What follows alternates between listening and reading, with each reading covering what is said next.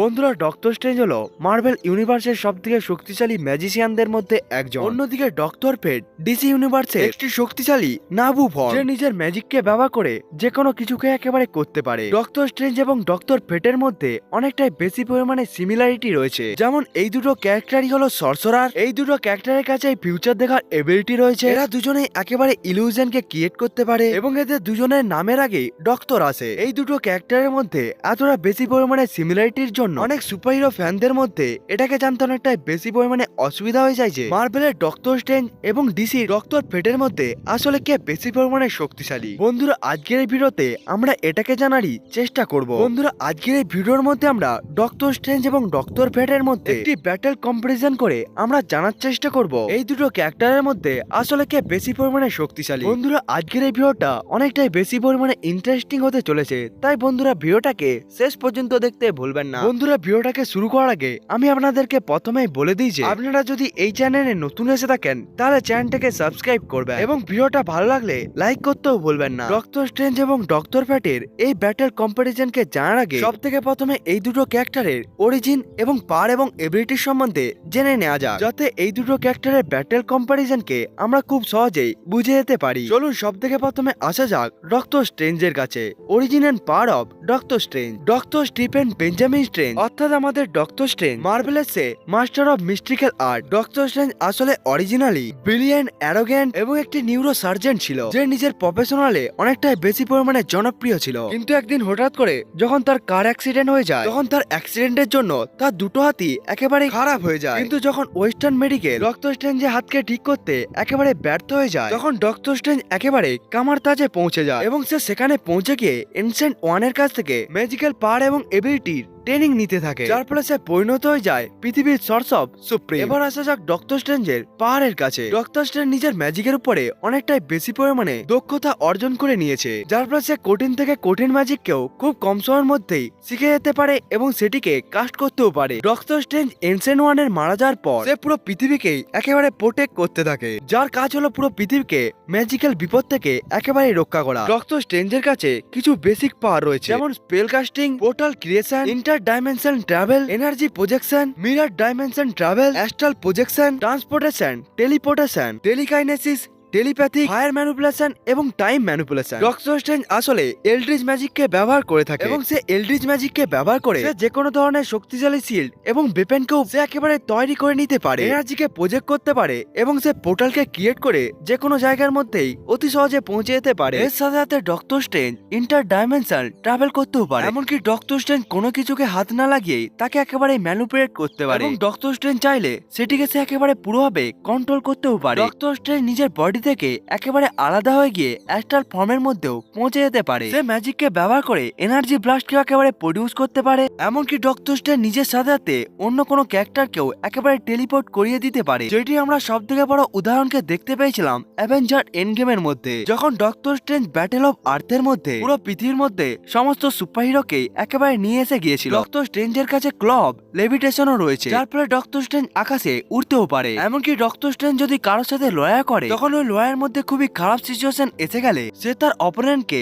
Mirror ডাইমেনশনের মধ্যে একেবারে নিয়ে গিয়ে তাকে হারিয়ে দিতেও পারবে, কারণ মিরর ডাইমেনশনের মধ্যে ডক্টর স্ট্রেঞ্জের রাজ চলে এবং ওখানে শুধুমাত্র ডক্টর স্ট্রেঞ্জের কাছ থেকে স্পাইডারম্যানই জিততে পারে। ডক্টর স্ট্রেঞ্জ টাইম স্টোনকে ছাড়াও অনেকটা বেশি পরিমাণে পাওয়ারফুল, কিন্তু তার কাছে যদি টাইম স্টোন এসে যায়, তখন সে টাইম স্টোনকে ব্যবহার করে তখন সে টাইমকেও নিজের ইচ্ছে অনুসারে একেবারে ম্যানিপুলেট করতে পারে। এমনকি ডক্টর স্ট্রেঞ্জ টাইম লুককে ব্যবহার করে যে কোনো ক্যারেক্টারকে একেবারে টাইমের মধ্যে বন্দি করিয়ে দিতেও পারে, যেমন ভাবে সে ডোরমামুকে একেবারে ফাঁসিয়ে রেখে দিয়েছিল। ডক্টর স্ট্রেঞ্জ এই সমস্ত ম্যাজিক্যাল এবিলিটি এবং খুবই বেশি পরিমাণে বুদ্ধির জন্য ডক্টর স্ট্রেঞ্জ এখনো পর্যন্ত কাইসিলিয়াস এবং ডোরমামুকে হারিয়ে দিয়েছিল, স্কারলেট উইচের সাথেও একেবারে লড়াই করে নিয়েছিল, 4টি ইনফিনিটি স্টোন থাকা থ্যানোসের সাথেও লড়াই করে নিয়েছিল, এমনকি ডক্টর স্ট্রেঞ্জ নিজেরই এমন একটি ইভিল ভার্সনকে হারিয়ে দিয়েছিল যার কাছে ডার্ক হোল্ডের নলেজ ছিল। বন্ধুরা, এগুলোই ছিল ডক্টর স্ট্রেঞ্জের পাওয়ার এবং এবিলিটি। ডক্টর স্ট্রেঞ্জের পাওয়ারকে খুবই ভালোভাবে জেনে নেওয়ার পর এবার ডক্টর ফেটের অরিজিন এবং পাওয়ার এবং এবং এবিলিটির সম্বন্ধে জেনে নেওয়া যাক। Origin and power of Doctor Fate. Doctor Fate অর্থাৎ কেট নেলসন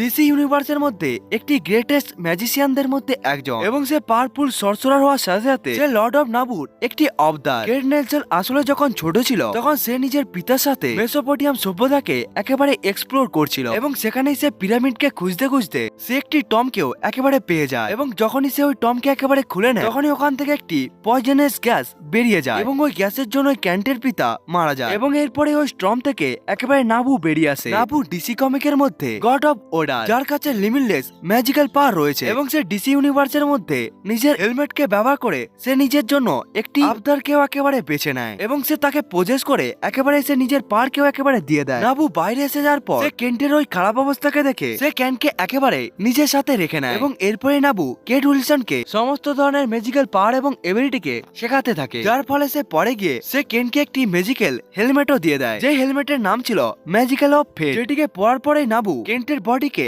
একেবারে পজেস করে নেয় এবং সে তাকে নিজের আবদারও বানিয়ে নেয়। এইভাবে কেট নেলসন পরিবর্তন হয়ে যায় ডক্টর ফেটে। ডক্টর ফেট আসলে একটি লেগেসি, এই জন্য ডক্টর ফেট সেই সমস্ত ক্যারেক্টারকে খেয়ে নেয় যে হেলমেট অফ ফেটকে একেবারে পরে নেয়। এই জন্য ডিসি কমিকের মধ্যে কেট নেলসনকে ছাড়াও অনেকগুলো ক্যারেক্টারই ডক্টর ফেটে পরিবর্তন হতে পেরেছিল, কারণ হেলমেট অফ ফেটকে পরে নেওয়ার পরে ওই ক্যারেক্টারটি নাবুর একটি আবদারে পরিণত হয়ে যায়। ডিসি কমিকের মধ্যে ডক্টর ফেট অনেকগুলো ক্যারেক্টারই পরিণত হতে পেরেছিল। ডিসি কমিক থেকে শুরু করে ডিসি মুভি পর্যন্ত প্রথম ডক্টর ফেট সবসময় কেট উইলসনও হয়ে থাকে। কেট নেলসন অর্থাৎ ডক্টর ফেট ডিসির সবথেকে শক্তিশালী সুপার হিরোদের মধ্যে একজন এবং এটি সে ক্যারেক্টার ছিল যে জাস্টিস সোসাইটি অফ আমেরিকাকে ক্রিয়েট করেছিল, কারণ সেই টিমের ফাউন্ডিং মেম্বার। এবার ডক্টর ফেটের পাওয়ার এবং এবিলিটির সম্বন্ধে জেনে নেওয়া যাক। সেটি হলো divine empowerment, telekinesis, magic, telepathy, flying করার এবিলিটি, ফিউচার দেখার ability, teleportation, eldritch blast, martial art, jujutsu, astral projection এবং ইনভিজিবিলিটি। ডক্টর ফেটের কাছে লিমিটলেস মিস্টিক্যাল পাওয়ার রয়েছে, যেটির সাহায্যে সে সমস্ত ধরনের ম্যাজিককে